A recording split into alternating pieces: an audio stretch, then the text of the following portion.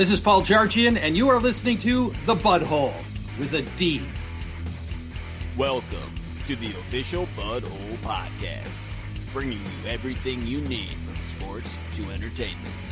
Now, introducing your host, Scott, the Great Brandino, Gage's Rage, and Star Lamar.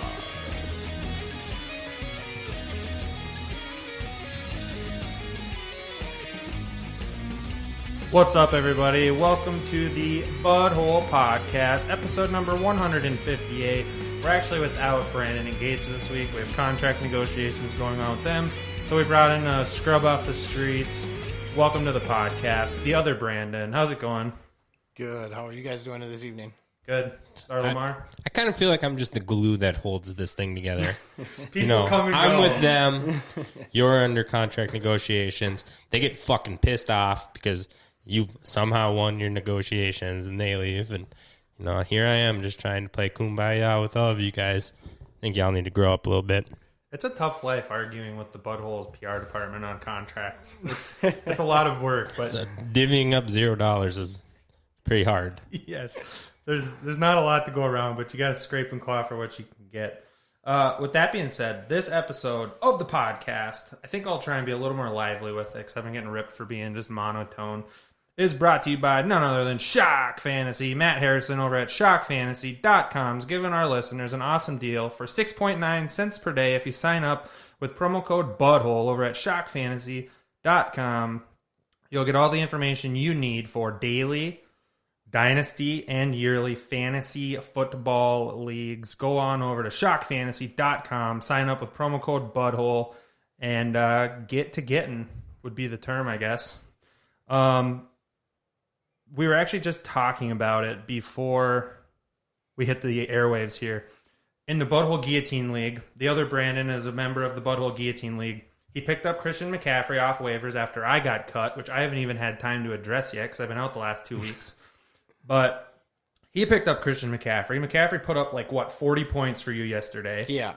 And then he goes down with a shoulder injury. And the talk is he's probably going to miss a couple more weeks. That sucks. Really? Yeah. They didn't even break this till noon today. Yeah. I think I heard it. What time did it break? I want to say 10 this morning. Are you talking about the news or his shoulder? The news of his I think his shoulder broke yesterday. Oh, it's broke? Yeah. No, I'm kidding. It fell off? Yeah, it's done. It's actually not even attached. It looks like Dak's. It looks like Dak's ankle. Yeah, he just saw how Delvin Cook is performing. He's like, I can't do it this year. Oh, man. What is the... I'm either the best or I'm on the bench. Yeah, I mean, he didn't look hurt run into the end zone twice. This is the live look in at what they said when McCaffrey's shoulder got hurt. You almost gotta hope it's a cramp.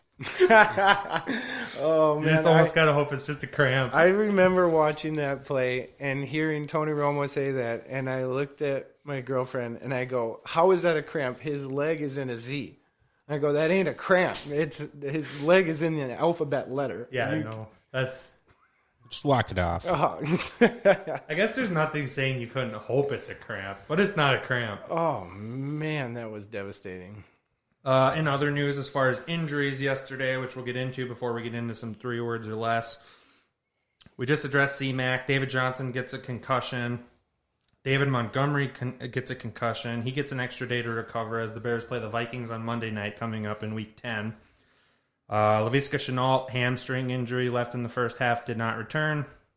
Preston Williams with a foot injury, so the Dolphins are getting a little thin at wide receiver after trading, what's his name, to Miami, or to New England.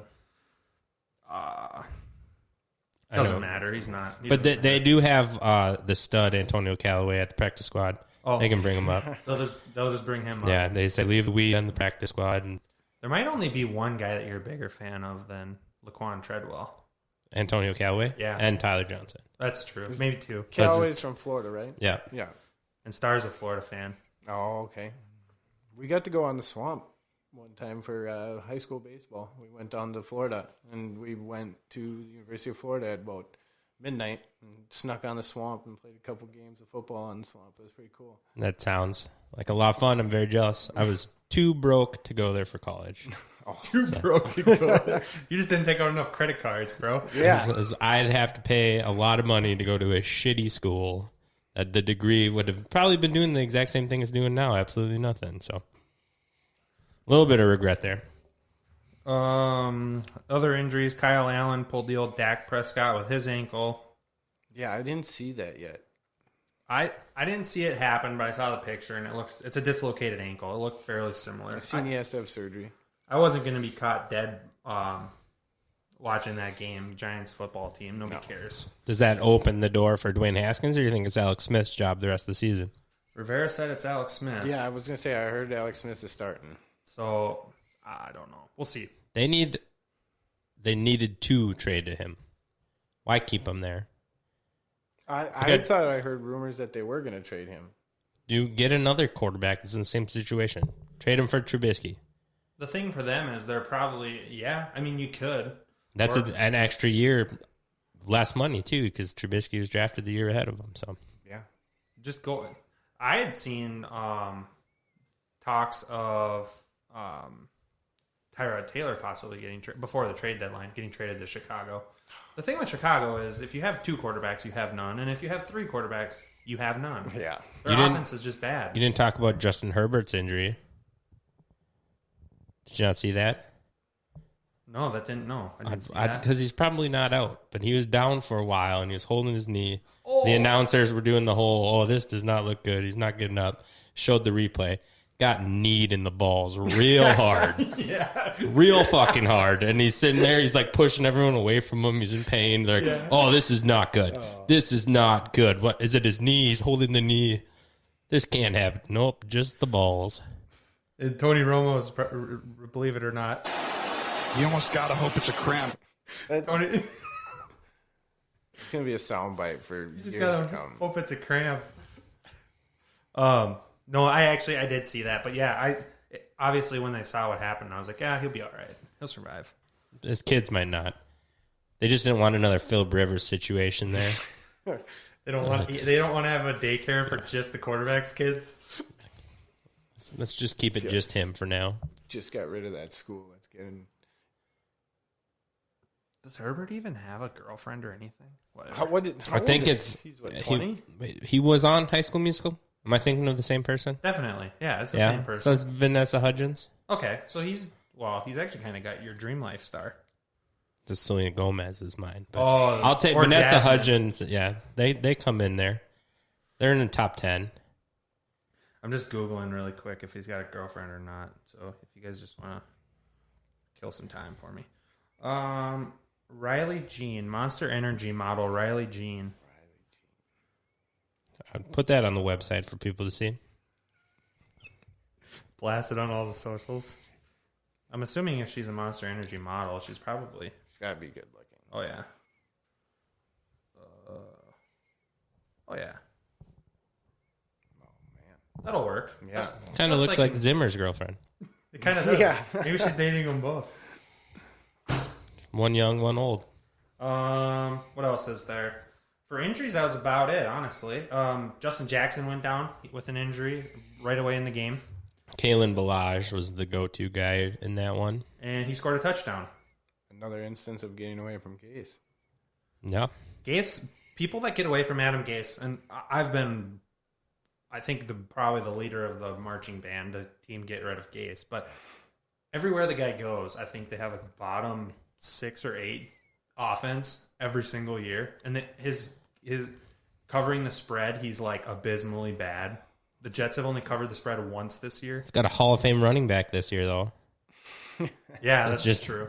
6 years past his prime, but he's going to the Hall of Fame. He's got a top probably 10 running back all time. Frank Gore's probably top 10 all time. Yeah, around arguably. There. Yeah. Do you think Gase would ruin Patrick Mahomes if he would have got him? No, but he wouldn't be as good. He'd be mediocre. He'd be like Stafford. Put up big time numbers, but Never win anything? yeah. I'd argue he'd ruined him. I mean, Yeah. Well, I think one thing for Mahomes that helped him a lot was sitting for a whole year yes. behind Alex Smith with Andy Reid. So if you take out the whole developmental year, you don't know. It could have been a disaster. Get And you thrown know to the Gase wolves. wouldn't have got that right. You just get thrown to the wolves. Dude's got some bad pictures of someone. That's for sure. It's the only reason he could have a job. Fucking Adam Gase. Yeah, him and Jason Garrett just seem to have everything figured out how to keep head coaching jobs for far too longer than they should have. Garrett will probably get, well, not with the Giants. Garrett will get another I bet you he opportunity will. somewhere. No doubt about it. What do you guys say? Let's get into a little bit of 3 words or less. Got to find the sounder first before I hit it. You got to try to be better than Brandon at that thing. Let's go. At the hitting it on time. Yeah, he's just getting good negotiations right now. Listen to all this dead air. 3 words or less.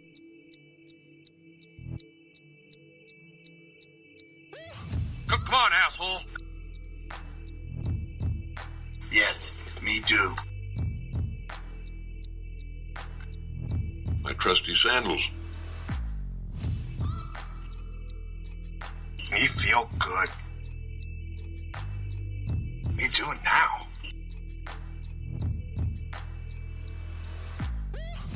Are we done? As Brandon would say, no, we're not done. We're just getting started. We don't need Brandon. I don't really get the Great Brandino, I should say. I don't really get the whole feel for this. Is this the point of this just 3-word little bits For this segment? for this intro? Yeah. I think so. I didn't catch that till the end even. Yeah. So have we been playing that, or is that new? Well, it's been on the soundboard the whole time. It says 3 words. But we just haven't been doing it? Apparently not. I'm trying to think if I've heard that. So by the end of it, I was like, oh, they're all saying 3 words or less in the little sound bites. Well, But at first, I was like, what the hell is this? Yeah, it's on here, so I don't know. I mean, I'm going with it. Whatever. Getting into 3 words or less, though. We'll start out with the first game of the week. The Packers at the 49ers. I'll take this one. I'm going to just go NFL's COVID special. The 49ers barely even had a team. It shouldn't have been played, but it was. Aaron Rodgers went absolutely bonkers. 4 touchdowns, 300 yards. He had 34 fantasy points, something ridiculous. Just went bonkers. Aaron Jones came back in this game. Jamal Williams was out on COVID protocol. So was the rookie. Dylan. Yep, A.J. Dillon. Richie James, actually, for San Francisco. If he would have played Thursday night DFS, Richie James would have been a good play. He had 9 catches for 180 yards and a touchdown. And then, of course, Devontae Adams went freaking nuts, too. Devontae Adams went for 10 for 173 and a touchdown on 12 targets. Is Devontae Adams has he usurped Michael Thomas as the best wide receiver in football? So I have a problem with that statement because I don't think I ever considered Michael Thomas the best wide receiver in football. Okay. I think Michael Thomas is kind of in the same situation as Devontae Adams by playing with a great quarterback for their entire career so far. I'd still put DeAndre Hopkins as the best wide receiver in football. And then you would you put Adams ahead of Michael Thomas? Or I not? would. Yeah, I would. Adams has got the argument to be number 1, but I think I'm with Starr. Hopkins is, and anywhere he goes, he thrives. I mean, look at the quarterbacks he thrived with in Houston for so long. Before he got Deshaun. Yeah, absolutely. If he's on the Packers, I think he puts up those numbers easy. And he'd be way more consistent. He would be about as consistent as a Michael Thomas or Devontae Adams. The only thing with Devontae Adams that hurts me a little bit is his injuries. He's usually hurt, and the Packers are super, super conservative with injuries. Absolutely. They lean on Aaron Jones hard when Devontae Adams goes out. Nonetheless, Devontae Adams, the season he's putting together is just absurd. And if you're a fantasy owner and you have Devontae Adams, you're loving it. Getting into the second game of the week, we will kick it over to Star Lamar for Texans over the Jaguars. My 3 words or less is Watson rebuild. He's got 2 wins, both over the Jaguars. He's the only player on that team that's worth anything at this point. I think J.J. Watt's going to be gone. He's already said he wants to play for a contender. They were shopping Will Fuller at the trade deadline. Laramie Tunsil might be the only other one you put there that's worth anything. But they're going into a rebuild, and Watson is the only untouchable player on that team. You do have to think, though, to some extent, Watson will fast-track the rebuild. Yeah, I would say so. I mean, he's got all the talent in the world. He makes people around him better, obviously. I mean, look what he's doing with what he's got. I mean, Will Fuller is obviously, but he's in his last year of his contract, right? I believe so. It's rookie 5th year. And I seen a report today that said he was Watson was actually very happy that Fuller stayed around after the trade deadline because he said he would have been pissed if he would have been. Yeah. Well, they're not helping him by any means. No. The thing is, for Watson, if they would have got rid of Fuller, he'd had nobody to throw to. No, I mean Cooks can only do so much. He's he's a fraction of what he used to be when he was a 1,000-yard receiver for how many years in a row. Yeah. Obviously, the David Johnson experiment's not working for them. They haven't been in games to have it work. That trade is just the whole Bill O'Brien era for the Texans has set them back 5 years. Absolutely, that trade was terrible. What about the rookie for the Jags? Oh, Luton or whatever. He ended up with 304 points, a touchdown and an interception, which equates to, he put up 20 points in fantasy. He would have been a good spot start. Nobody did it, though. He actually looked good, and he had the Jaguars down with a potential shot to win the game late in the game. I thought he actually looked really good. And the guy that really benefited from him being on the field was DJ Chark. 7 catches, 146 yards, and a touchdown. He had a 73-yard catch. DJ Chark went absolutely bonkers. Yeah, and he had like 13 or 14 targets, didn't he? So it seemed like that Lutton really liked him. The other guy that had a good game, and he's actually a top 7 running back on the season before tonight's Monday night game is played, as this is recorded on November 9th, Monday night. The Patriots and Jets are getting ready to kick off. James Robinson went 25 carries for 99 yards and a touchdown. He's been an absolute darling in fantasy football this year, and I think he's the number 7 running back on the year so far. And I'd like to butthole bet you that no one in this Patriots-Jets games is going to jump him as the 7th running back in fantasy football. Well, if Cam Newton runs just 3 times tonight, he'll be eligible to be added to the running back as a running back. Yeah. But yeah, as far as fantasy output, that's about how that game went. Big games out of Chark, Fuller, obviously. Cooks had a decent game, 3 for 83 and a touchdown. Nobody's starting Brandon Cooks, though. He's too inconsistent. Deshaun Watson had a good game, 281 yards, 2 touchdowns. Obviously, it's always a good game when your team wins. And the Texans beat the Jaguars. Going on to the next game. You didn't even talk about Deshaun Watson's girlfriend. Oh, you bring it up. You can go. Giulianis, she's a rocket, too. Check her out. We'll put her on the website. Free star. My blog post is just going to be quarterbacks, girlfriends, slash wives. Doesn't matter. The third game of the week, the Giants defeat the only football team in the NFL, the Washington football team. Shanny, 3 words or less for Giants over the football team. What do you got? Snooze fest. I mean, did anybody? I'd like to be interested to see how many people actually watched that game this week. But in the NFC East, a race to 6 wins might get you in the playoffs. And that might get you the division. And the Giants have been. I mean, the Giants have been in games. They just don't close games because Daniel Jones shits his pants. But I don't think anybody outside of Washington or New York watched that game. Who do you think takes that division? Personally, I'm in on the Eagles. I think the Eagles do. Wentz is really sporadic, but they're coming off their bye. They got Rager back the week before the bye week here. They got Goddard back. It sounds like they're going to get Miles Sanders back. They're kind of getting healthy. I think, honestly, if you get 7 wins in the East, you're in. What's Dalton's status, though? I heard he's back after, so they got a bye this week, I do believe. The Cowboys do, and then he comes back. I'll tell you here if they got a bye coming up.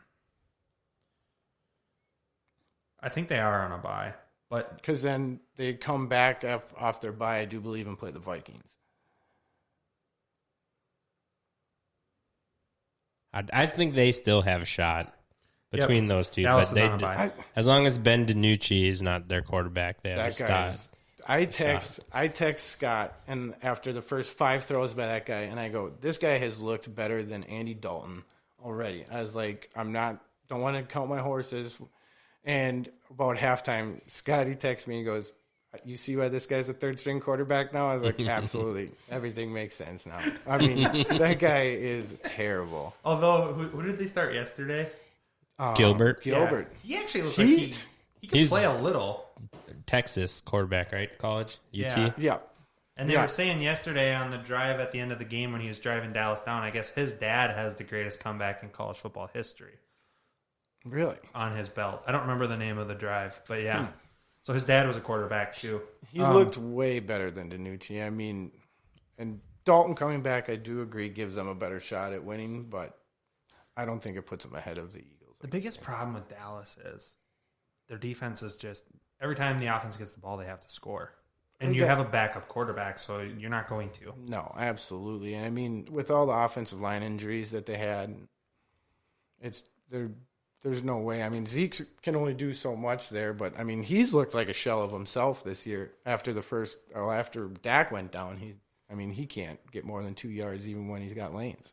Yeah, the whole situation. Besides the CeeDee Lamb's a bright spot. Amari Cooper's obviously still been pretty decent considering what they're dealing with. And Michael Gallup. Their 3 wide receivers are pretty good.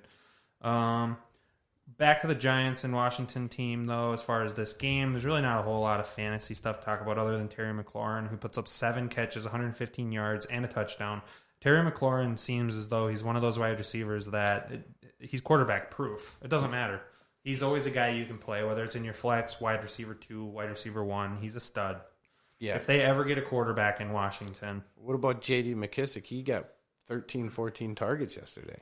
J.D. McKissick went 9 catches for 65 yards on 14 targets, and he also added in 3 carries for 17 yards. So he had a nice day in a PPR league. Not a great day, but a nice day.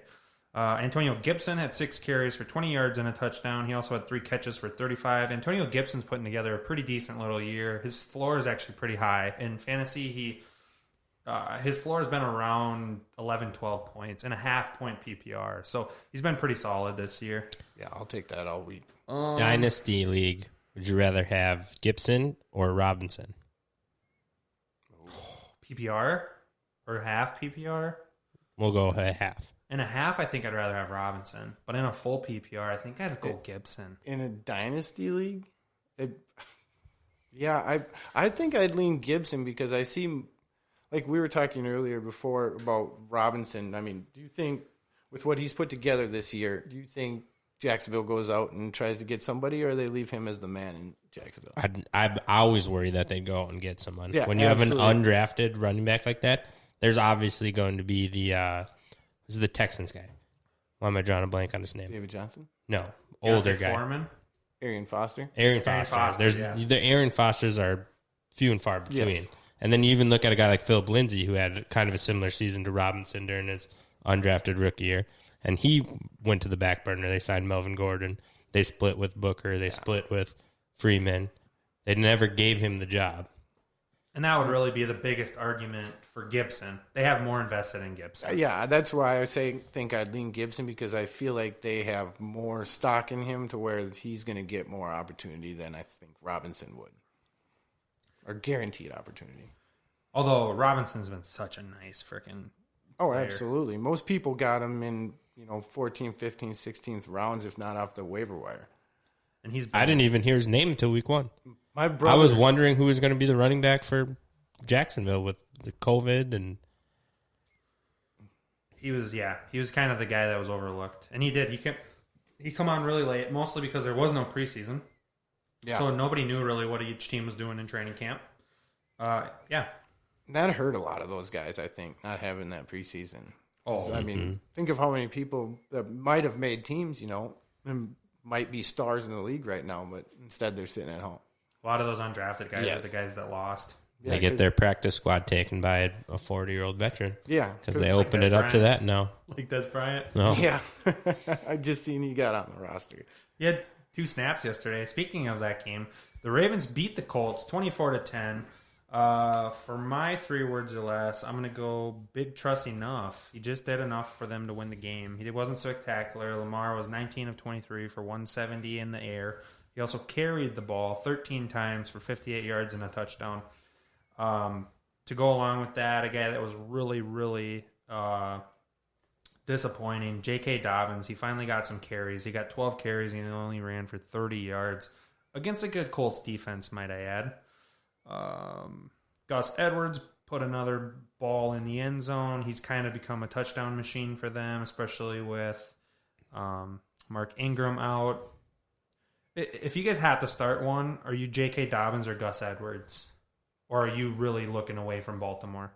Let's say rest of season, who would you rather have? I think I go Gus Edwards because he's getting the goal line carries, obviously. He's got a touchdown in 3-4 straight weeks. And it seems like when they get down there, it's him. Gus Edwards has... well, I'm going to look it up here. Star, who would you rather have rest of season? I think I'd just take Dobbins because I like him as a player. Absolutely. His talent is so freaking nice. And I probably wouldn't start him. But he'd have the big games here and there. I don't think I'd start Edwards either. You'd have a hard time cutting Dobbins? Yeah. Me too, because, I mean, I feel like if they would open it up for him, I mean, he's got all the talent in the world, but look at Lamar Jackson this year. He's not nearly as efficient as he was last year. I mean, last year it's hard to beat what he did last year, but he's only averaging, I think I heard, like 170 yards passing this year. He needs to use his soldiers. Yeah. He does. What's the point of having soldiers if you don't use them? Yeah. Never. Look Hollywood Brown nailed it. And Mark Andrews, I mean, he's kind of disappeared for him. He's got 3 good games, I think, and the rest he's basically been a ghost. Yeah. Is Mark Andrews still a tight end that you're starting every week no matter what because of where you drafted him? I'm in that position, and I am. Unless you somehow got a late bloomer. I don't know if you have I'm trying to think a of TJ Hawk as well as him. You might be going with Hawk now. Yeah, I guess. I picked up Austin Hooper off the waiver wire recently in that league, too, hoping when they come back from the bye that he might have some value and with OBJ down. Yeah. I think you're still starting Mark Andrews, but it is a fucking hate start every single week. Oh, when he's good because he's like 25 points. But when he's bad or normal, he's at like 4 or 5. Like this week, 3 for 22. So he scores you 4.5, 5 points. That's brutal. Although at tight end, that's not going to like sink you, I guess, especially with how beat up all the tight ends are this year. George Kittle goes down. Kelsey's on a bye this week. Who's been Darren Waller's been really up and down. Yes. Mark Andrews obviously started out the year really good. Robert Tunyon's still a top 10 tight end, and he only had 1 week where he had 3 touchdowns. Outside of that, he's done almost nothing. It's almost a year where you stream tight ends. Oh, absolutely. You play matchups rather than just sticking with the guy. If you don't have the Kelsey that's about it. I'm trying to think if there's anybody else who's a locked-in starter every week. I've rode Waller every week. And he's been okay. Yeah, I mean, he hasn't blown up since early in the season, but he'll give me 10. I was going to say his floor seems to be about 8 to 10. Yeah. So if you're getting that out of a tight end weekly, that's good enough, especially with a guy that has a shot to go for 30. I mean, a 3-touchdown week is not out of the question for Darren Waller. No. On the Colts side of the football, Phillip Rivers continues to struggle. Posts a 33 QBR, which is just sinking my ship in my bet with Gage. Tannehill versus Rivers. Me and Gage told you that. I know.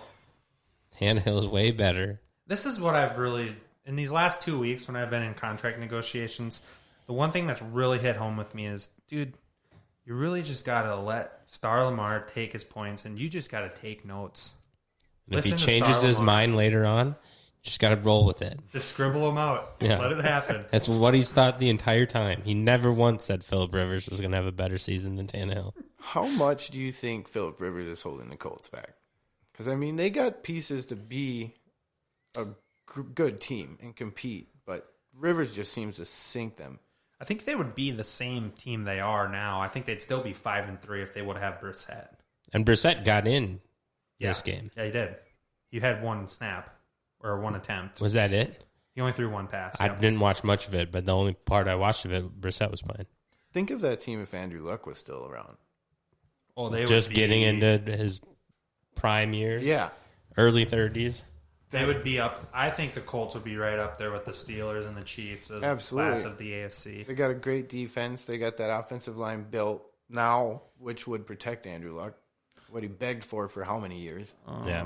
One guy. They that do I'm not have a actually- ton of wide out weapons, though. No, but that I do think I am going to give a honorary Bud plug out. I believe here. and we don't have a sounder for it, which is fine.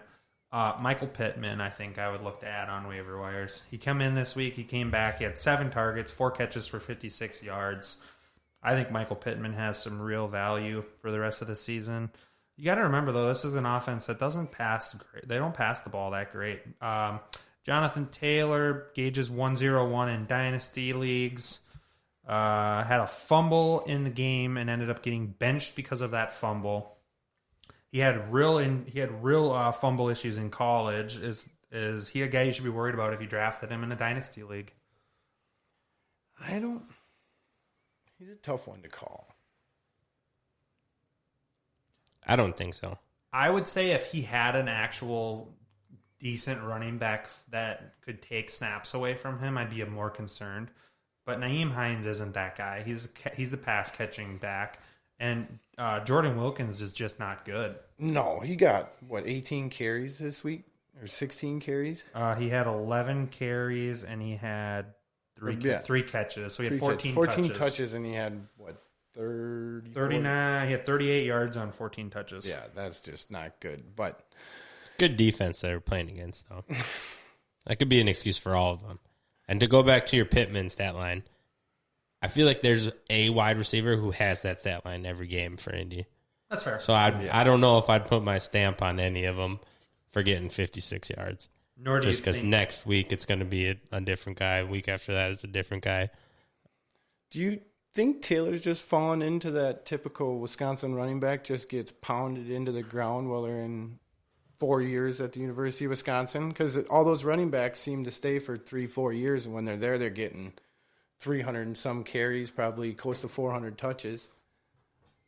Yeah, they don't have a lot of history on their side. No. Melvin Gordon's at least been in the league for a while, but he's not. And he's been productive. Yeah. He's serviceable. Honestly, Ron Dane. I mean, it's that's going back quite a while. Yeah. Ron Dane had. I think the things that concern me about Taylor as a rookie, my only 2 red flags were his usage in college and his fumbling issues. Yeah. And both of them have been an issue in his rookie year. Absolutely. He's not been great when he's been out there. No, and he's got an awesome line in front of him. He has every reason to succeed. They hand the ball off a lot. He's got all the opportunity, and he just can't seem to put it together. I wouldn't quite be giving up on him yet, but I'd be a little worried about him if I'm in a dynasty league and I own him. Would you want him or Clyde Edwards-Helaire? Because, I mean, to me, they're kind of in the same position right now. I mean, they've got all the talent in the world. Besides, Hilaire's not getting usage right now. I mean, he's averaging under 6 yards a carry for the last couple of weeks. Or 6 carries a game. I still think for me personally, I'd rather have Helaire just because he's in an offense that's going to be a top scoring offense in the league for the whole time he's in Kansas City. There's going to be scoring. Absolutely. But he's also shown this year that at the goal line, he doesn't finish the job. No, he can't get in the goal. I mean, the first week of the season, he had 4 carries inside the 3-yard line, and he didn't cash any of them in. Correct. My biggest concern with him is the lack of usage, like you were saying. Kansas City's not running the ball. Yeah, they're doing the opposite of what Minnesota's doing right now. Minnesota is just running the ball and passing as little as possible, and Kansas City just seems to be passing and running as little as possible. Yeah, they're saying we don't have to run the ball. We're going to throw. We're going to score a lot, and then game's going to be over at halftime. Is there any bit of Kansas City that's passing 45 times a game to just justify Patrick Mahomes' contract? Or are they just doing it because the ball in Patrick Mahomes' hands is the best way to win football games? I think the latter. I mean, you put the ball in his hands and you're going to win. He's proven it time after time. I mean, look at his record since he became a starting quarterback. I mean, there's not too many losses on there. This is really troublesome, honestly, looking at this for Clyde Edwards-Helaire, because you look at the stat line for this game. The Chiefs win the game 33-31. Patrick Mahomes throws 45 passes for 4 touchdowns and 370 yards. They ran the ball 12 times total. Clyde Edwards-Helaire got 5 of them. Le'Veon Bell got 4 of them. He also caught one of those touchdown passes, though. Yeah, that saved his fantasy day for sure. That's the only thing that saved him. His 3 catches for 20 yards and a touchdown. So he had a combined, on 8 touches, he had a combined 34 yards and a touchdown. I would still, I think, out of this rookie class of running backs, I still think he's my guy to have. But none of these rookies right now are really popping. The top of the rookie draft class, DeAndre Swift, the Lions are the Lions. Yeah. J.K. Dobbins, obviously, they're not giving him a lot of usage, but when he gets it, he's not been great. Clyde Edwards-Helaire had a good week 1, but he's really faded since that. A.J. Dillon's clearly not getting any carries. Cam Akers as well. Just sputtering around. If you're going for top of the class right now, like immediate impact, you're looking at Gibson. Yeah. I mean, Gibson seems... Or Robinson. James Or Robinson. Robinson, yeah. And James Robinson is a guy that You forget because he wasn't drafted. he was not drafted in our dynasty league. He was picked up right before the pickups got cut off Yep, by you, absolutely. I sniped him up. by backup Brandon. Going into the... I'll just add in my 3 words for the Chiefs-Panthers really quick because we did touch on them. I just say Panthers play hard. The Panthers are they're a competitive football team. I don't No think, slouch. yeah, they're not great, but if you see them on your schedule, you know you got to strap up and play some good football to beat them. They're so much better with Christian McCaffrey, though. Oh. And you obviously seen just the way it seemed like the team carried themselves yesterday with knowing that he was back on the field was just a different demeanor. And they fed him the football. Absolutely, after saying that him and Davis were going to split time. And Yeah. I think McCaffrey saw 88% of the time there. He went absolutely nuts. And then he hurt his shoulder. Yeah. So now he might be out for a little while longer. Star Lamar, Vikings defeat the Lions 34-20. What's your 3 words or less? I got good game. Good in quotations. Yes. You can take it how you want to take it. I don't know if it's a compliment or a diss, but good game. What was... Minus Dalvin Cook, what else was good about it? Because Dalvin Cook was bonkers. 22 carries for 206 yards and 2 touchdowns. 3 interceptions, 2 by linebackers, 1 by safety. The thing that was not very good was blocked punts. Don't know how the fuck you get 2 punts blocked in one game. Just fall over. Don't let them through. When's the last time that happened? 2 in one game? Yeah. I don't know. Vikings got it against the Panthers when Thielen returned it before he was a real wide receiver. Was that 2 that game? We got 2 that game. Okay. And that was a game that was played at TCF Bank Stadium. Was it? Cam Newton at TCF Bank Stadium. Yeah, because it was cold out and the Panthers showed up and they didn't want to be there. I remember that game. Irv Smith had 2 catches for 2 touchdowns. That's really all we had for receiving. I mean, when your quarterback only throws the football 20 times and completes 13 passes, there's not going to be too much to go around for points. And then, like we said, when your running back goes for 206 yards and 2 touchdowns and another 46 through the air, I don't know. I think we've probably talked about it before. TJ Hawkinson did have a decent game. He's probably one of the top, for sure, 6, 7, 8 tight ends in fantasy right now. Hawk put together 5 catches for 39 yards and a touchdown. He seems like he gets in almost every week. Yeah. And if he doesn't get in, he'll probably have 80 yards. And When they get to the goal line, they're looking his way.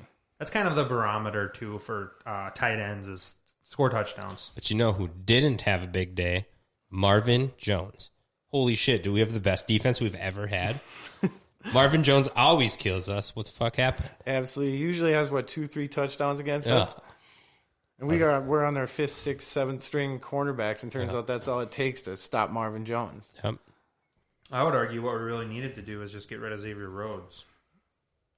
Is he still doing well in Indianapolis? I don't know. I haven't heard much about him. Because I know in the first couple weeks he was lighting it up. I think he got Defensive Player of the Week. He did. He had 2 picks one week. Yeah. I don't think he's doing terrible. I don't think he's in the best cornerback in the league conversation by any means, but I think he's having a decent season. That defense as a whole hasn't had many bad games. No, they're still a solid defense. The one thing that's kind of petered out a little bit with Indy is they had their bye week and then they lose a game. So they've kind of gone, they've faded out a little. Vikings beat the Vikings rejects, and there's a glimmer of hope. Yeah, do we want to deep dive the Vikings' upcoming schedule a little bit here? Sure. I think it's worth deep diving. If you look at the Vikings' upcoming schedule, they obviously play Chicago Monday night at Soldier Field. Where they cannot seem to win, except for recently. Didn't they win their last year? They have not won there since... Maybe I'm wrong. Zimmer's never won there. Really? I don't believe he has. I'll look it up here in a second. I'm trying to get the schedule for the year pulled up. Because I know they got the Cowboys coming up. I think they play the Bears and then the Cowboys. And then the Panthers. And then the Panthers. And I think you put them over the Bears. Well, we got Bears twice. Yep. We got Bucks. We got Saints. Yep. So after It's not an easy schedule. So here's the situation. Bears Monday night, then we play the Cowboys at home, Panthers at home, Jaguars at home. What do you guys think the chances are that the Vikings run the table and go 4-0 in those 3 games? You got to remember, they go to Chicago. I'll look up here really quick when was the last time they won at Soldier Field. But after that, the Cowboys, the Jaguars, the Panthers all at home. It's pretty favorable. I think if they go 3-1, even 3-1 through there, they're sitting in a good spot. Because 7 teams get in this year. Yeah. Yep. Yeah. So, and they're only a game or 2 out of the playoff spot right now. I thought I read. What are we at? 3 and 5? I'll look that up quick too here. I'll look up the standings. But I think with Jacksonville, even with, I think you don't even put Minshew back in after this. You just ride it out with Lutton. Yeah. And I think that's a win. Chicago is going to be a toss-up only because I think it's in Chicago. I think if it's at Minnesota, I think the Vikings run all over So them. we could split with Chicago then because we do have 2 games left with them. So I would take that. Dallas, I wish it wouldn't be true, but I think they're going to whop Dallas. We seem to have Dallas's number. Yeah, the first game that they had, or the first time Dallas came to TC or US Bank, we went down there and we actually left early, and then the Vikings almost tied it up, needed a 2-point conversion, and that was the last time Dallas. that was the first time we beat them in I don't know how long. Yeah. And then last year was that heartbreaking ending for you guys. Yeah. Eric Kendricks and J-Ron Kirsch making plays. Yeah. Yeah, they owned us there at the end. But yeah, I still feel like I don't want to break down this schedule because we lost to the Falcons. That loss looks terrible. The Vikings won last year at Soldier Field. Did they? Okay. Yes, and they're 2-3 under Zimmer. But Atlanta does have 3 wins now. So we were their first win, and now they've won. They beat the Broncos. And then they won this week against. This week was the Broncos. Yeah, the Broncos. And then they beat the Panthers Thursday night last week. Yep. Yeah. As far as playoff picture in the NFC, the Vikings are in 10th place currently at 3-5, and the 7th place team is the Rams. Currently, the NFC West holds both wild card positions. Sorry, 2 out of the 3. Tampa Bay is the 3rd wild card spot. So the Rams at 5-3 are who the Vikings are chasing for the playoffs. And we got the Panthers ahead of us. We have the Falcons ahead of us. San Francisco and Chicago. That's it. So this Chicago game's a big game.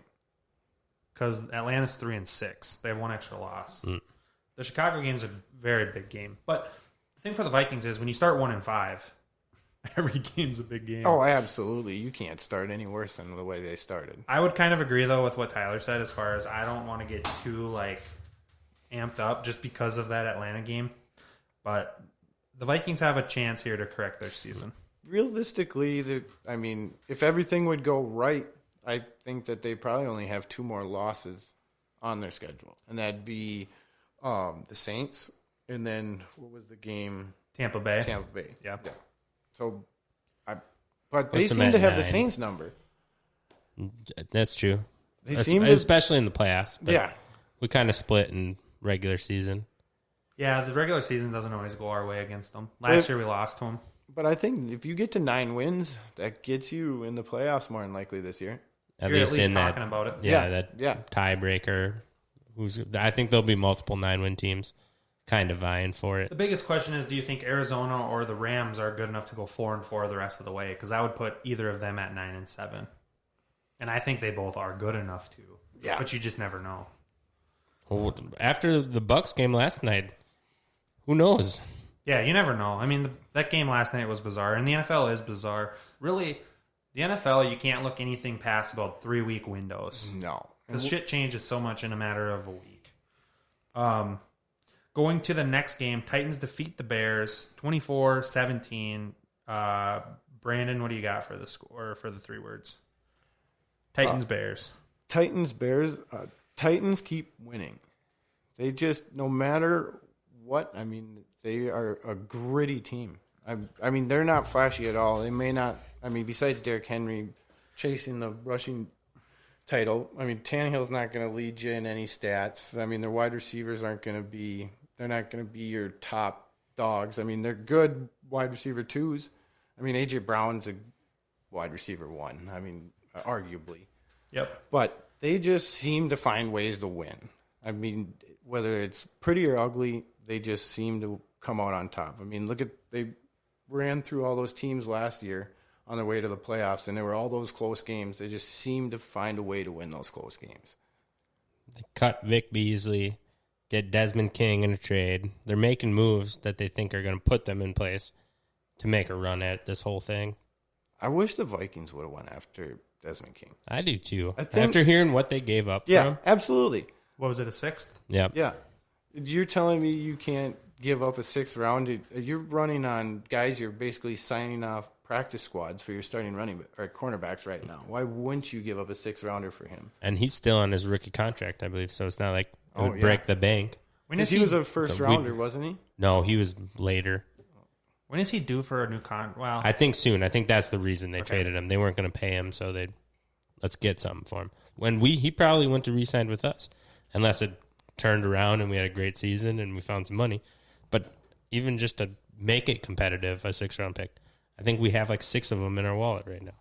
and of course, Rick Spielman on draft day, he can frickin' loosen a couple buttons on the shirt and sling. He can get you a couple, 2, 3, 4 extra 6 pretty easily. I was going to say, if there's anybody better than him at gathering 6th-round picks, that guy's an idiot. He's absurd. Oh, my gosh, man. He's making $1.1 million this season.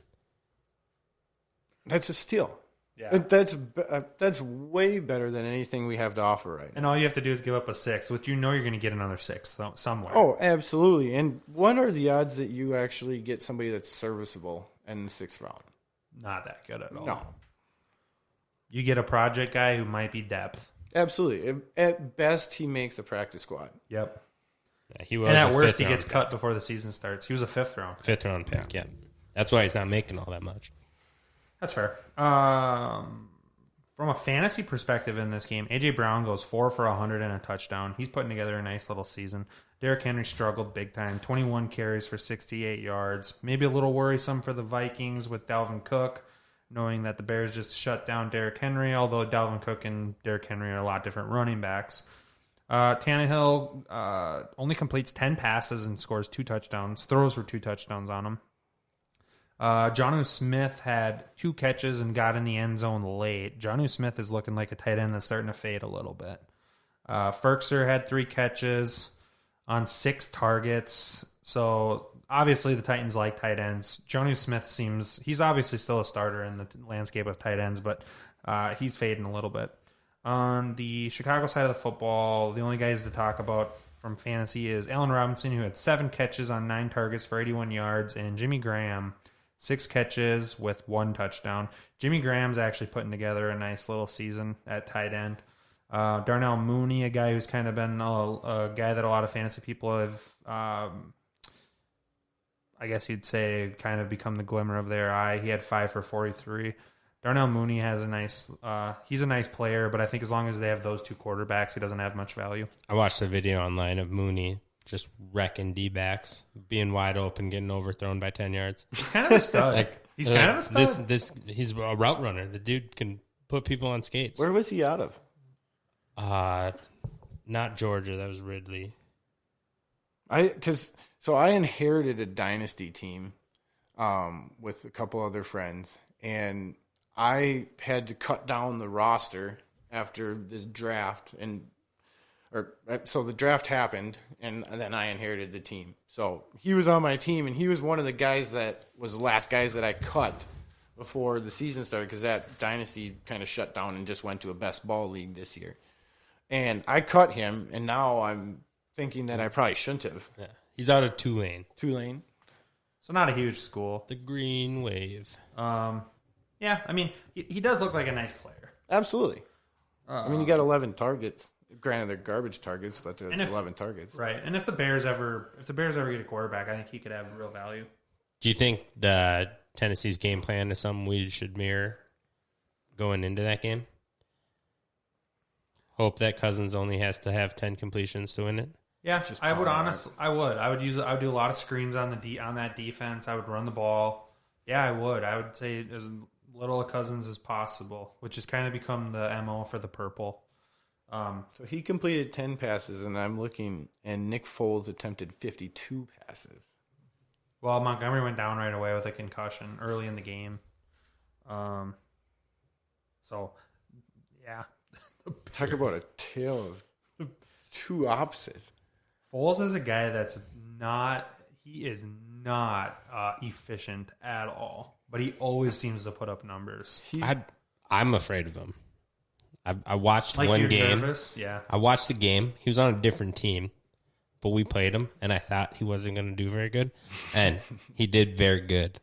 So I will never think, oh, we're playing Nick Foles again. There's an old saying in Tennessee. I know it's in Texas. It's probably in Tennessee too. That says, "Fool me once, shame on you. You fool me, can't get fooled again."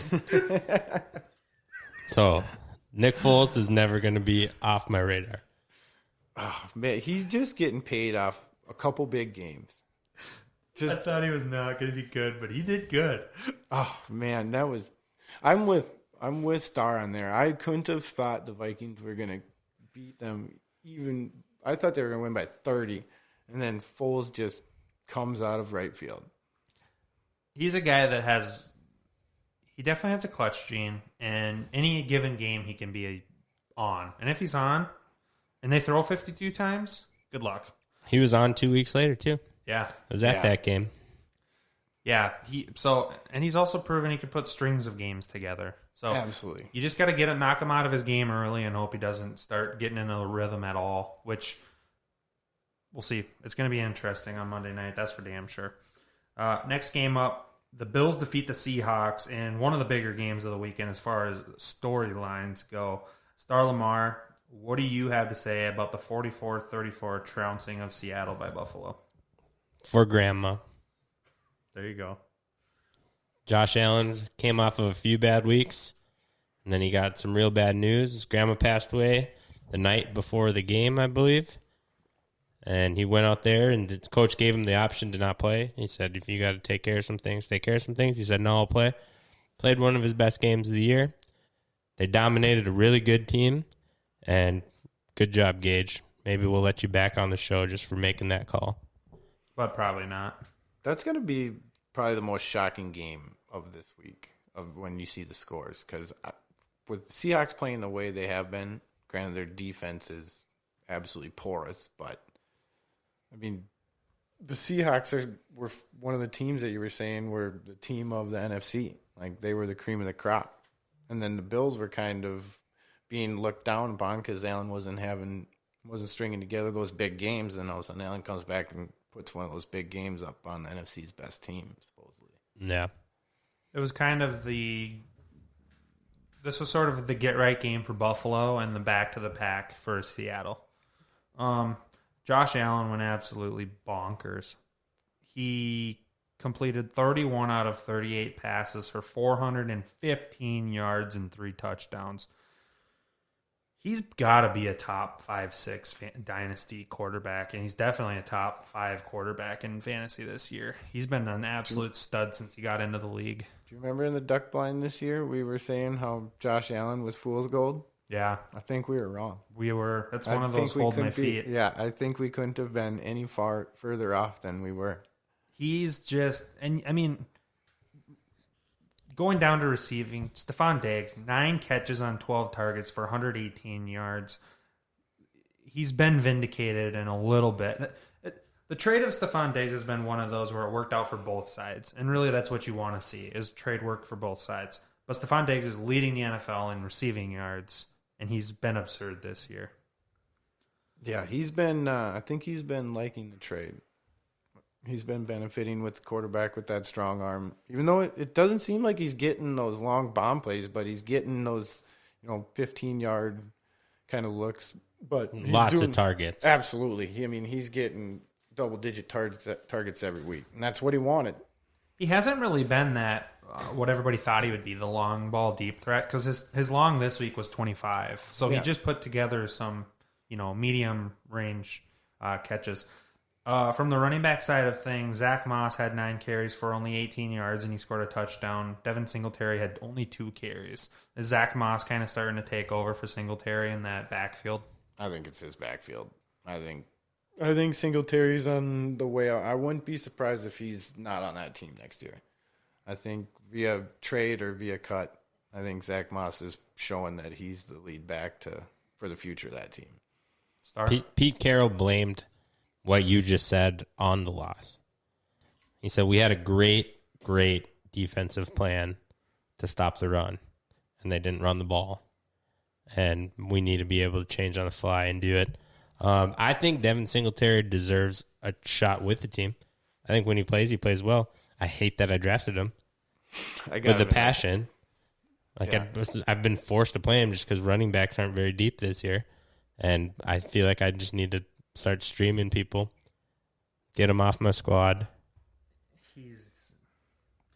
He had a combined 5 touches for 34 yards, and he's not getting. This is the problem with Singletary especially, and it's kind of a problem for Moss. When you get to the goal line, there's a real chance Josh Allen runs it in, which hurts running backs big time. If you look at their actual carries this game, like Star was saying, 7 of the carries were from Josh Allen. They had 19. So you take away those 7, and they only had 12 actual carries, which Pete Carroll, that's exactly what he said. They had game plan for them running the football. They didn't, and they did not change their defensive game plan at all. Last week they ran the ball very well, but both of them did. Moss had the 2 touchdowns, but Singletary had a decent day on the ground. He did. And then they just gave up on it. But if you're an offense coordinator and you're playing the Seahawks, why not throw a ball around? Well, that's what I was just going to say. When you're playing the Seahawks, they're going to score. So you're going to have to put up points, and the easiest way to put up points is through the air. So, if you got to go shot for shot with the Seahawks, the running game's probably going to take a backseat.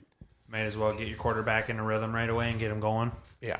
DK Metcalf, 7 catches for 108 yards and a touchdown. DK Metcalf's absolutely absurd. I think I'd take Jonathan Taylor in the 101.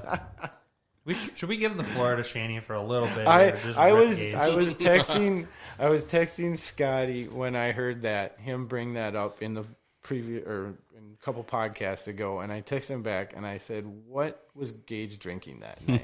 Ciders, probably. Yeah, because I text him. I go, "He's not even the dynasty #1 running back." First off, if you're gonna look at a guy for the dynasty 101. You think he would be the 101 at his position, whether it be running back, quarterback, wide receiver, tight end. Yep. He's probably not even a top 10 he's probably verge of a top 10 dynasty running back. Which would put him overall 18 to 24. Absolutely, because there's probably 4 or 5 wide receivers that are in that top 15.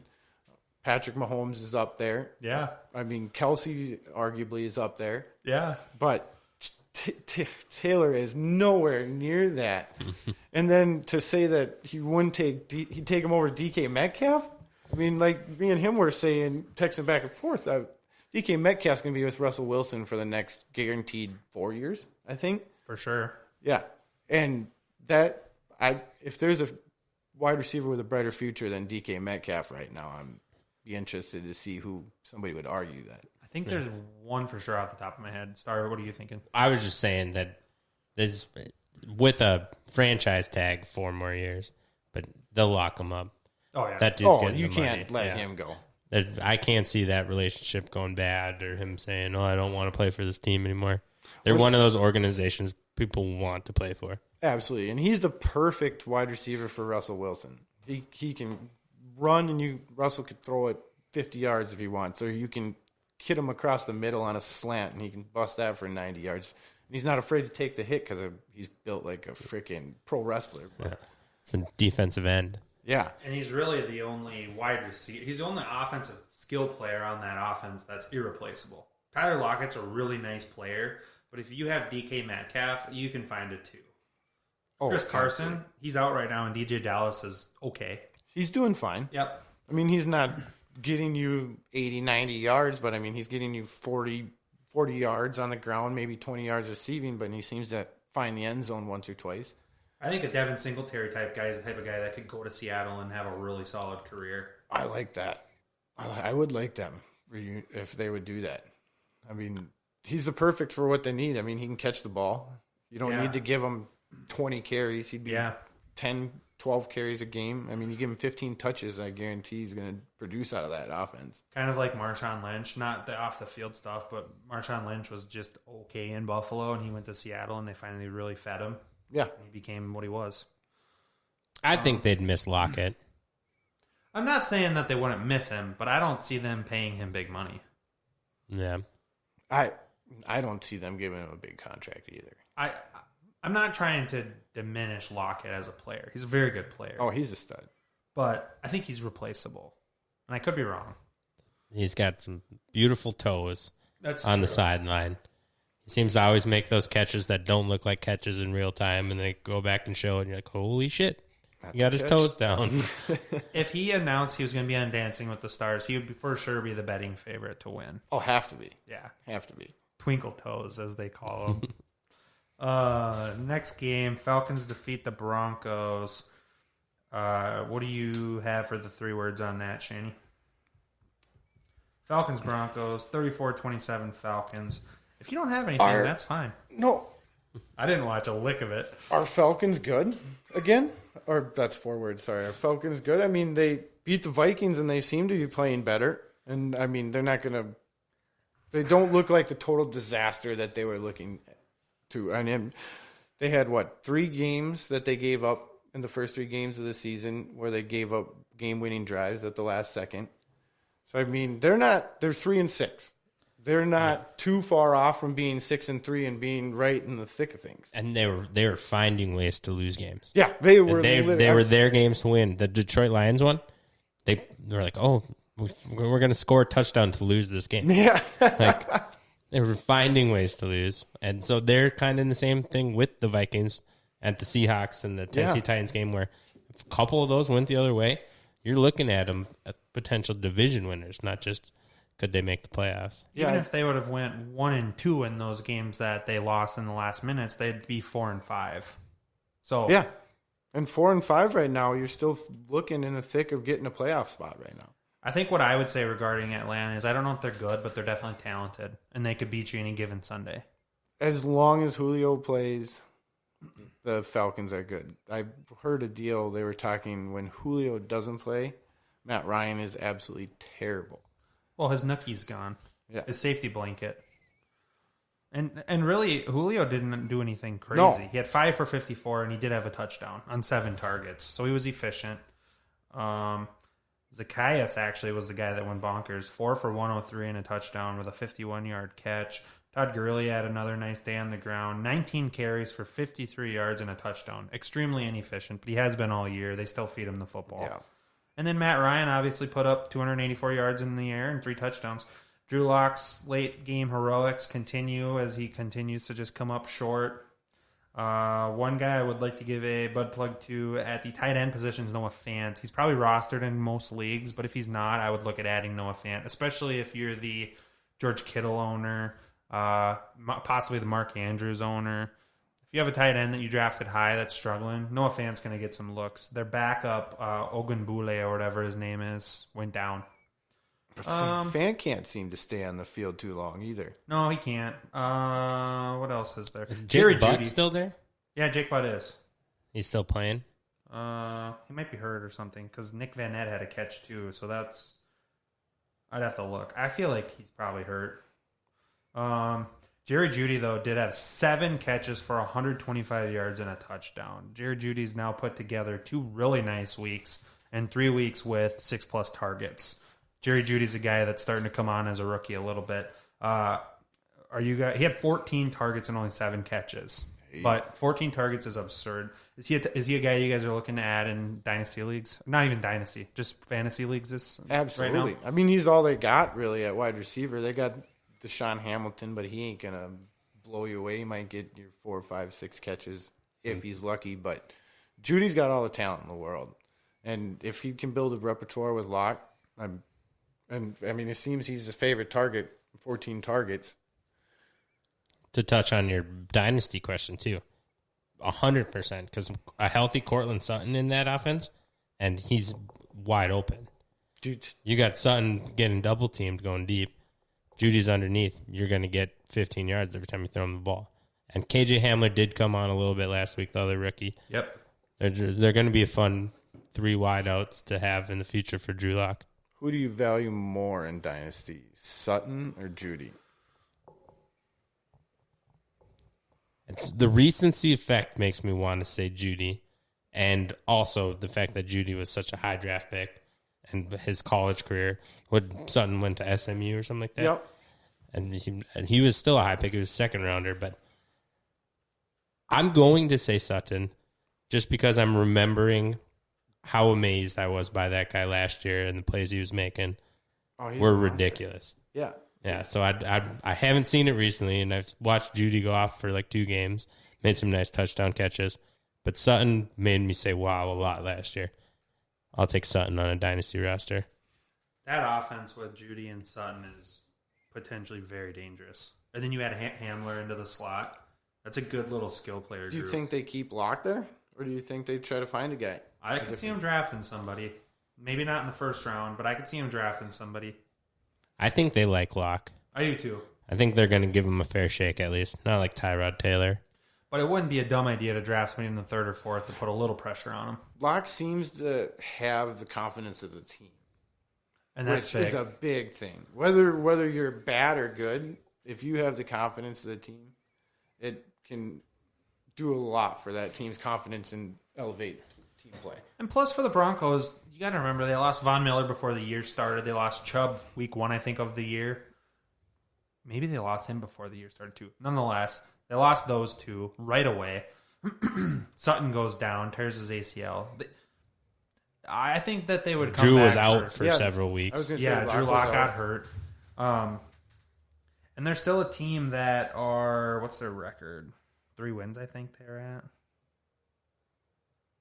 They beat the Chargers. Trying to find it here. Yeah, he won the shootout with Herbert. Everyone looks at Herbert like this guy's second coming, the guy from High School Musical. Let's get into that game. That's a good one to pivot to, quite honestly. The Raiders defeat the Chargers 31-26. My 3 words actually is Herbert a loser? ?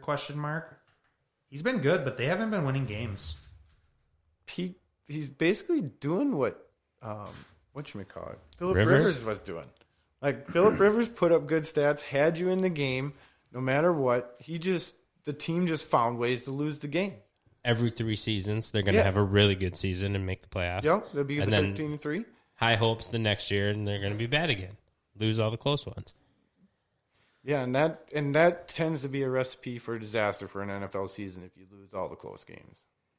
They had Herbert was 28 of 42 for 326 yards and 2 touchdowns. He's been an absolute stud for fantasy. And been doing it all. His wide receivers did not help him at the end of that game.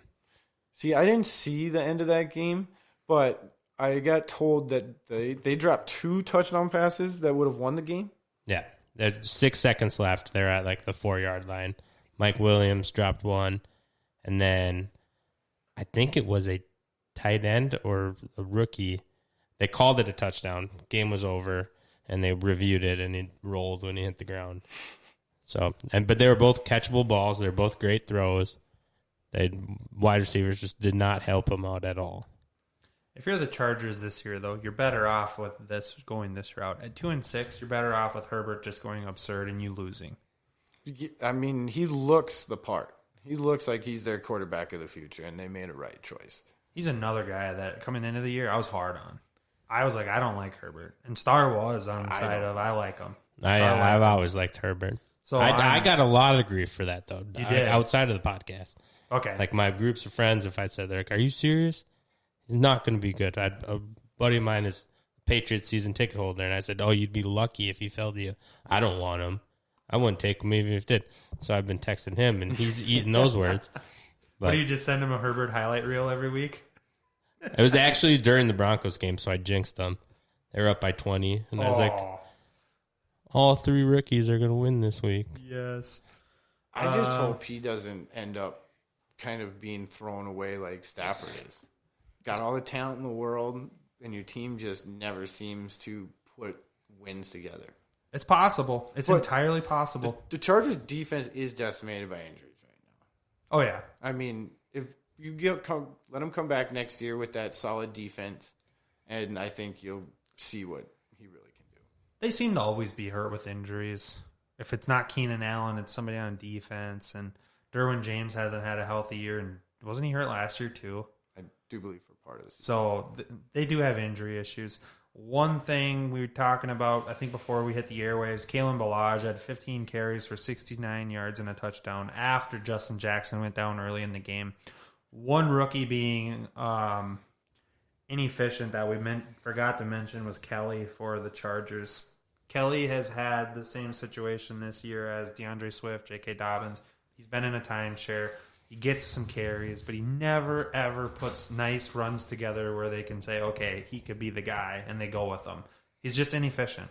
He looked to be better at the first 2-3 games. He was looking like a running back because I think he was getting play ahead of Justin Jackson behind Eckler before Eckler went down. Yes, he was. He was the 2-back. Yep. And everybody thought he was going to step in as the 1 when Eckler went down, and it couldn't have went any worse for him. I mean, Jackson stepped in, and before he went down on the first play of the game, last 2 weeks, I think he's had dang near. I know this last week he had 20-some points, and the weekend before that, I think he was close too. Do we know? Is there a timetable for Eckler? Anthony Lynn said on October 21st, later than sooner. Later than sooner. On October 21st. I had a guy in a fantasy league offer me Austin Eckler for Keenan Allen.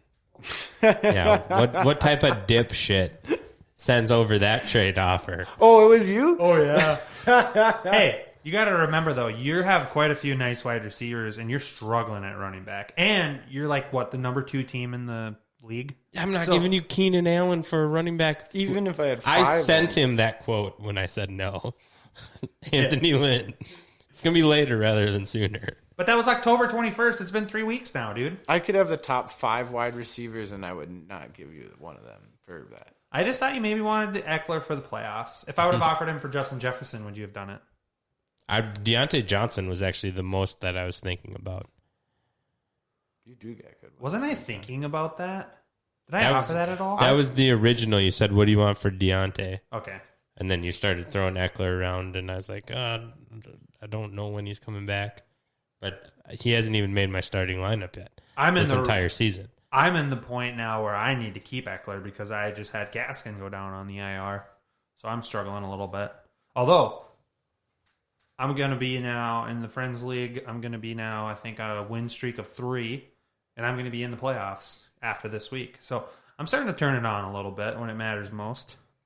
It helps when you get Patrick Mahomes for a bag of peanuts. When you sexually trade assault somebody? What was that trade? He got Patrick Mahomes, Austin Eckler, and Leonard Fournette for DJ Moore, Laviska Shenault, Jamal Williams. Remember this, though. Remember this. He had Russell Wilson and Patrick Mahomes because he's the idiot who drafted them sweet both. Nothings into his ear as he was giving him a reach around. Still doesn't make sense. Laviska Shenault.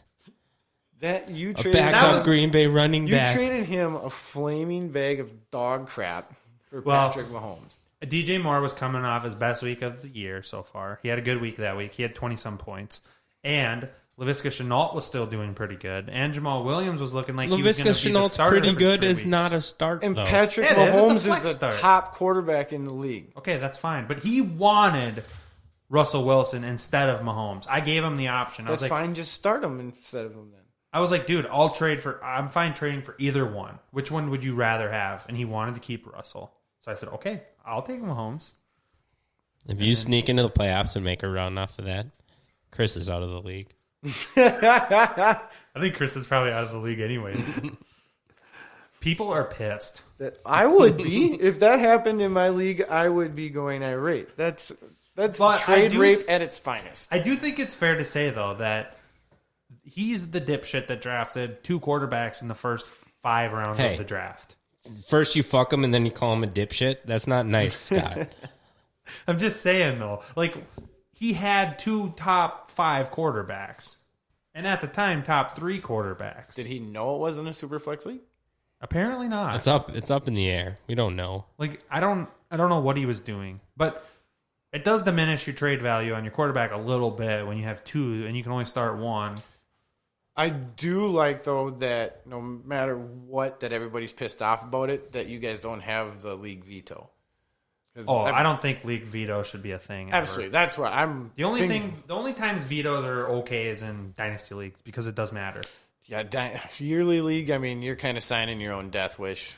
When you do that shit. Yeah, whether you're inexperienced or not, you know what you're doing. It's collusion. No collusion. Yeah, you forgot to put the cash offer with it too. No collusion. Split pot 50-50. Nope. I would never do that. What else do we got here? Pats Jets is going on right now. Saints defeat the Bucks 38-3. I got Brady's worst day. It was Brady's worst defeat in his career. 35 points. His worst before that was 31. I heard it's the first time he's ever been swept by a divisional opponent in his career. I read that too. That's insane. That is insane, but I believe that. I mean, that never happened. Trash division. Yeah, the only team that ever had any sort of decency the whole time Brady had his reign there was Rex Ryan with the Jets. Yep, he had Sanchez. Yeah, and they beat him in the playoffs. Yeah. Honestly, for the podcast, that's all I have. We're not going to do a pick 'em this week because we missed the one two game. are gone. We don't have to do it. Dolphins, Cardinals. That might have been the most exciting game of the week. Dolphins, Cardinals. Let's do it really quick because we got time. Star Lamar, what do you got for that? This is the boldest 3 words I think I've ever had. Future Super Bowl matchup. I love the way both these 2 teams are being built right now. I think they both have young, bright quarterbacks, both kind of similar to Russell Wilson. I could see them meeting in the big game within the next 2 to 3 years. They got to be two of the brightest star young quarterbacks coming up right now. Yeah, and teams around them too. I like Tua. I told Scotty like a couple months before draft night. I said wherever Tua goes is my allegiance. It's going to be one of my new favorite NFL teams because that guy, he's just a winner. I mean, look his first start, he had 90 some yards passing, and their team still won. He's getting his feet wet. Yeah, Against and then he comes back this week and puts up decent numbers and outduels probably one of the best young quarterbacks in the league. Who, I mean, Kyler Murray had 300 yards passing and 100 yards rushing. Yeah, Kyler Murray is definitely in the conversation for MVP. Tua Tagovailoa had 250 passing yards and 2 touchdowns. Kyler Murray had 3 touchdowns with 280 passing yards, completed 21 of 26, and had 11 carries for 100 yards and a touchdown. Kyler Murray is he's literally like a cheat code. He's like going back and playing Madden, like a Madden quarterback. And anybody that thought that they should have not drafted him because they had Josh Rosen is a fucking idiot. Oh, Kingsbury looks like a genius for doing that. He's got a hot girlfriend too. Does he? Oh my god! You guys remember the draft from this past year? It was all virtual, right? Do you guys remember when they would pan over to his house, Kingsbury's house? My god! And just the one end that leads to the backyard, the one side of the house is like almost all glass. To the backyard where he's got like a big barbecue little area, squares of grass. Yeah, because there's not natural grass in that desert state. Yeah. Then they'd go to Belichick and it'd be his dog sitting on a couch. In like your grandma's kitchen. Yeah. The 1920s house. Did you guys read the Ryan Fitzpatrick bit about Yes, read it. about Tua? He said He might be younger than me, quicker, faster, better decision-making in the pocket, better looking, more poised, a winner, and his face doesn't look like a 1980s Bush trying to escape a bikini. I forgot where I was going with this. So I think Fitzpatrick might have a career in the booth after this is all said and done. Oh. Because that was pretty funny. Hilarious. I think if you pair him up with somebody like Pat McAfee, put him in like the Pat McAfee lane where you get him into, maybe dabble him into pro wrestling, into the podcasting, I think he'd be an awesome personality for Put something those like two that. on Monday Night Football. Oh, They'd be no, way they'd get better than- canceled. Yeah, they Those would. guys would get ESPN freaking- doesn't have the backbone to stand with them. No. They'd have Do to you start their imagine own channel. when it's a Monday night game like last night's Sunday night game was, and you're in the third quarter and it's over? Could you imagine the stories those two would get into? What else was there for big game? Christian Kirk continues to just be an absolute beast. 5 for 123 and 1. He's really come on in the past few weeks. Yeah, he's put some good games together, the recent. Outside of the bye week last week, he's been a stud the past, what would be 4 weeks, with having 3 good games. Devontae Parker continues to have a kind of a quiet season, but a good season. He had 6 for 64 and no touchdown, which is a little bit of a downer for this week. But he's putting together a nice little season, and he's been really quiet about it. Outside of that, on the ground, Jordan Howard rushed for 1 touchdown. The Dolphins' rushing game is nothing without Gaskin. And really, even with Gaskin, it was just okay. He was just getting volume. That was it with that. Outside of that, this game doesn't have a whole lot. The 2 quarterbacks are definitely the story. And they're quarterbacks of the future. They have some of the brightest futures in the NFL. There's a lot of good young quarterbacks in the NFL. And you got to love to see it as a fan. Absolutely. I mean, and you got 2 of possibly the greatest quarterbacks to play the game on their way out. But you got that generation coming in where I don't think you're going to miss a beat. I don't either, because you look at some of the young guys, all 3 of the rookies this year look like studs. Burrow's a stud. Oh, bona fide. Tua's looking good. He's only obviously had 2 starts. Obviously, Herbert's going crazy. Yeah. You have Josh Allen, who's a young, good quarterback. You have Mahomes, who's not old. Mahomes is a young quarterback. You have The Kyler middle Murray. children are kind of the sad ones. Russell Wilson would be considered a middle child. Who Yeah. else is there, though? Kirk, Yeah. Cam, Yeah. Dalton. Bridgewater?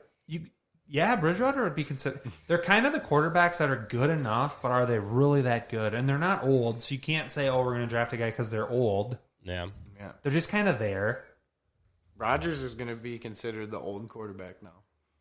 For sure. Oh, yeah. Especially when Brady and Breeze retire. Oh, yeah. It'll be Rodgers and Big Ben.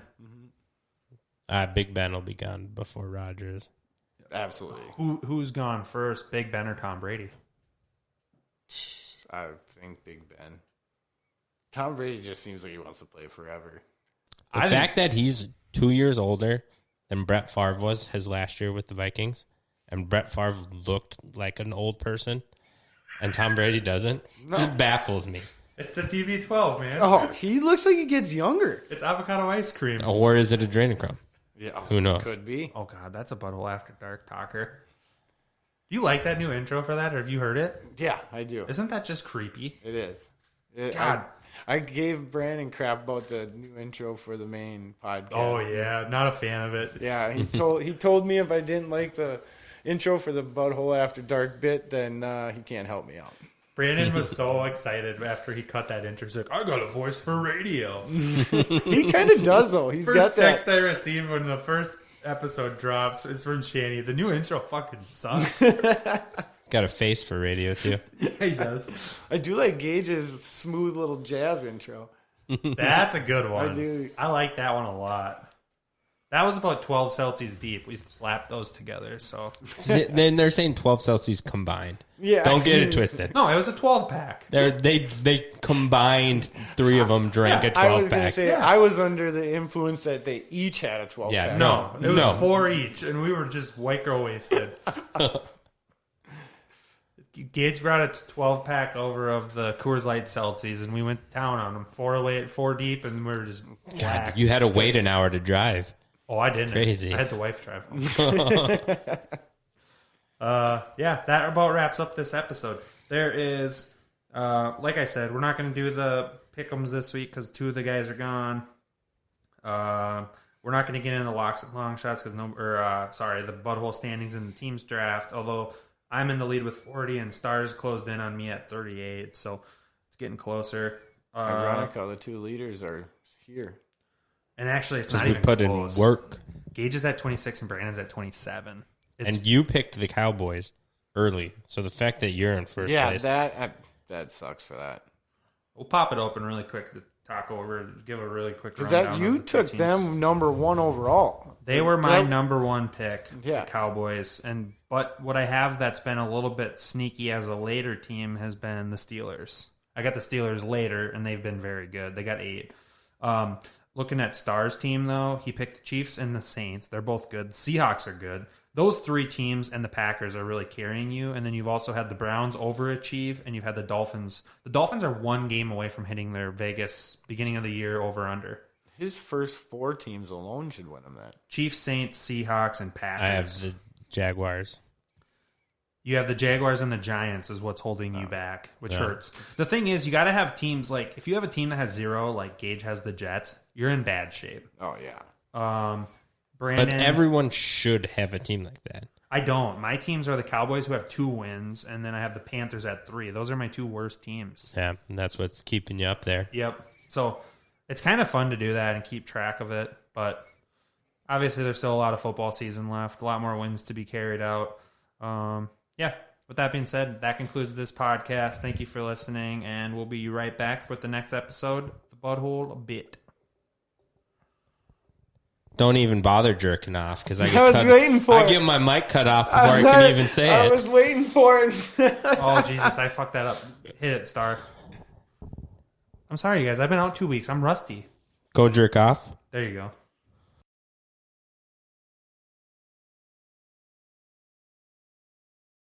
Check out our website, www.officialbutthole.com. We're on all socials at officialbutthole. Please leave us a rating and review on Apple Music, and we'll see you next time.